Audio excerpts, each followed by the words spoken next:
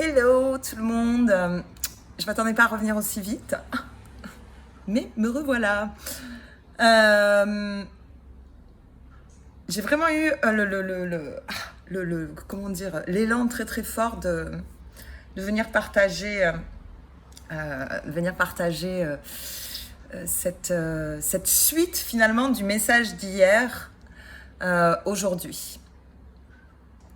Ce matin, je papotais au téléphone avec Maïva, ma super copine, ma sœur. Et Maï me dit très justement, mais Caro, tu sais, quand on est en souffrance, on demande à l'autre de remplir ses casiers vides. Sauf que c'est pas sa place. Bon. En fait, ça a résonné ce truc en moi, mais un truc de fou, quoi. Ça a résonné en moi parce que oui, parce que je fais ce genre de choses, parce que... et franchement, je pense que les filles et les gars, là, qui m'écoutaient aujourd'hui, vous l'avez tous déjà fait, en fait, ce genre de choses. Quand on est en souffrance, on demande à l'autre de remplir ses casiers vides, sauf que c'est pas sa place. Et qu'est-ce qui se passe ? L'autre, comme c'est pas sa place... il n'est pas au courant que tu aimerais bien qu'il rentre dans le casier en question. Donc, il y va pas, le gars. Ou la meuf, enfin bref. L'autre. Il y va pas dans le casier, tu vois. Et alors là, il se passe quoi chez toi ? Putain, tu souffres encore plus, en fait. Et t'es encore plus en détresse, quoi. Alors moi, je vois deux solutions à ça. La première, c'est... c'est de communiquer, en fait. La première, c'est de dire à l'autre ce qu'on ressent, ce qu'on attend. La première chose, c'est d'ouvrir son cœur. Hein. Vous avez constaté que je parle beaucoup de cœur et d'amour. C'est un peu mon sujet de prédilection. Ouais, c'est d'ouvrir son cœur et de ne pas avoir honte de dire les choses. Qu'est-ce qui peut nous arriver à dire à quelqu'un qu'on a besoin de lui ou d'elle, qu'en ce moment on n'est pas bien, qu'on est en panique et qu'on a peut-être juste envie de partager un moment ou d'être écouté ou bref, blibli blabla, blibli blabla, vous voyez de quoi je parle, quoi. Ok, ça c'est le premier truc, mais j'arrête d'épiloguer là-dessus. Après, il y a une deuxième chose à faire qui est vraiment le cœur du message et qui rejoint la vidéo qu'on m'a fait filmer hier. Et que je sais que nombreux d'entre vous ont vu parce que j'ai reçu pas mal de témoignages alors qu'elle me semblait pas claire du tout en plus. Je vais vous dire pourquoi elle me semblait pas claire du tout et je vais partager ça avec vous. Elle me semblait pas claire parce qu'en fait j'ai compris le message mais je l'avais pas intégré. Et comme je l'avais pas intégré... mes potes là-haut, là, même la team des étoiles, mon âme et mes guides spirituels et compagnie, ok ? Ils m'ont dit, ma chérie, on va te montrer qu'en fait, il ne suffit pas de comprendre, il faut maintenant que tu intègres. Et j'ai aussi compris d'ailleurs, et intégré cette fois particulièrement, que le processus d'intégration des compréhensions qu'on fait en développement personnel ou dans l'éveil spirituel est toujours très très très long. Il faut être patient et il faut être ultra persévérant.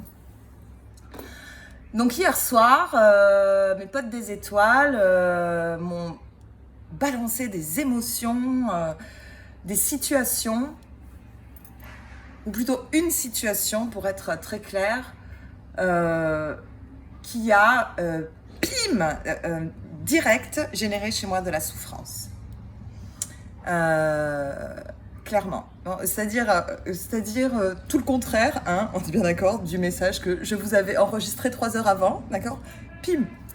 Ok, vas-y, prends-toi ça dans ta face, ma petite Caro. On va voir si t'as intégré et on va te montrer que non, t'as pas intégré du tout, en fait, l'histoire de l'illusion de la souffrance, ok ?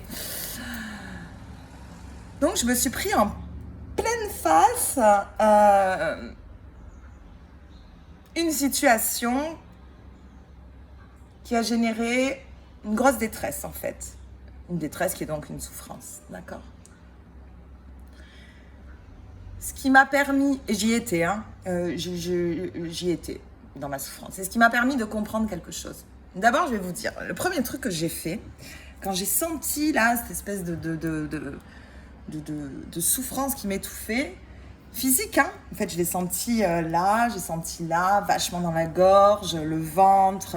Genre, je suis pas bien, quoi. Je suis pas bien. Mon corps me dit, t'es pas bien, ma chérie, quoi.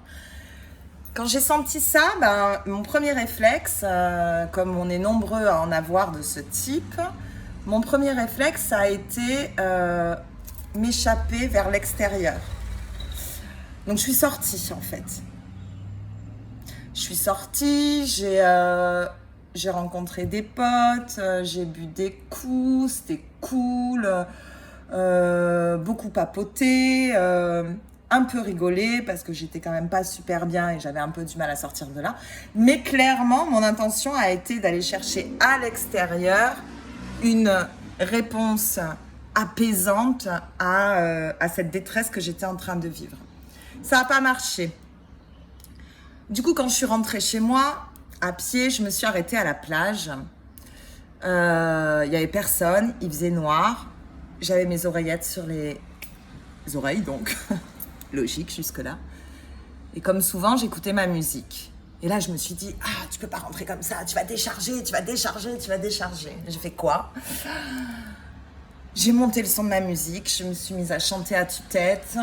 Je me suis mise à pleurer, je me suis mise à danser dans l'objectif précis de faire de la place dans mon corps pour accueillir quelque chose de plus beau.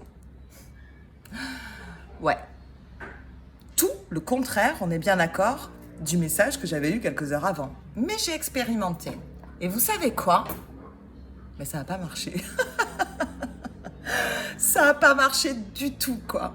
Je suis rentrée me coucher, j'étais vénère. Je me suis levée, j'étais vénère, avec l'émotion de la veille, hein, classique. Hein. C'est pour ça qu'on nous invite à pratiquer la gratitude le soir quand on se couche. Hein. C'est toujours mieux pour le réveil. Je me suis donc levée vénère, jusqu'à ce que j'ai Maïva au téléphone, qui me fasse part de sa fameuse phrase. Et là, j'ai un déclic après l'autre qui vient dans ma tête. Je vais me doucher, ça continue, ça continue. Et j'ai les messages qui recommencent à rentrer. Cette histoire d'illusion de la souffrance, en fait, c'est pas la situation qui est une souffrance. C'est notre réaction qui génère la souffrance. Ok? Et donc, ce qui est très très clair dans le processus, c'est que la situation n'a pas la main dessus. Les réactions des autres, on n'a pas la main dessus. Leurs envies de partager des choses avec toi, on n'a pas la main dessus, en fait. Par contre, on a la main sur la réaction qu'on peut avoir. La chose que j'ai vécue hier soir, je l'ai déjà vécue, si c'est pas 100 fois, c'est 1000 fois. Super cette expression. Je l'ai déjà vécu 1 milliard de fois même. Encore plus. Ouais. Ben, je l'ai jamais vécu pareil. C'est-à-dire qu'en fonction de mon humeur, en fonction de j'ai fait ou j'ai pas fait du sport, en fonction de j'ai faim, j'ai pas faim, en fonction de j'ai bu l'apéro, j'ai pas bu l'apéro, en fonction de j'ai vu mes potes ou pas, en fonction de je suis alignée et ancrée ou pas, j'ai médité ou pas. Ma réaction est différente en fait. Ok, vous l'avez capté en fait le message. On le capte là le truc, d'accord? Il s'agit de l'intégrer maintenant. Ma réaction est différente. Ça veut dire que je peux m'éduquer clairement à avoir des réactions adaptées à ma vie, quoi. Des réactions qui m'empêchent pas d'être dans la joie, des réactions qui m'empêchent pas des réactions qui me laissent dans un état mais de bien-être, quoi.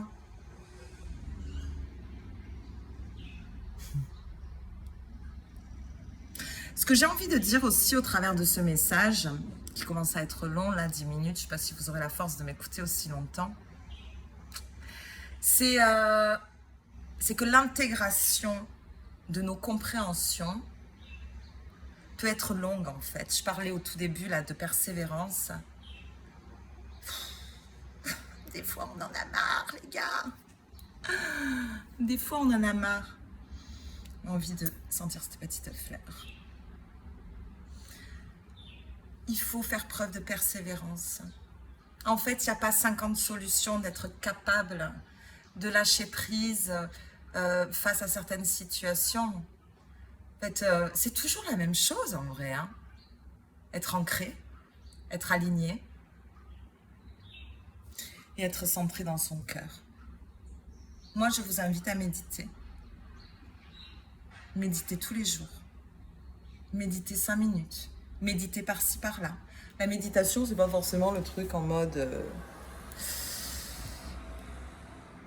assis en tailleur et en mode homme.